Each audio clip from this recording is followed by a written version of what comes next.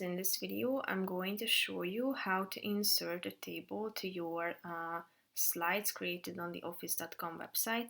But first, I just want to mention, don't forget to subscribe to my channel because at 10,000 subscribers, I am going to show you my whole YouTube revenue statistics and growth strategy, how to make money online. Now let's jump into it.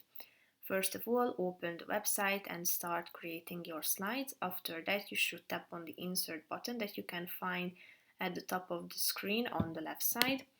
Then tap on this table button below the insert title, and here you can select the size of the table that you would like to insert, so you can customize it and then it will be inserted automatically to your current slide. You can grab the corners to make it bigger and smaller, as you can see, and basically if you would like to, you can insert it above, insert below. As you can see, if you tap on this arrow button pointing downwards, you can find a bunch of editing options, so you can insert a row above, below, to the left or to the right side. You can insert columns as well.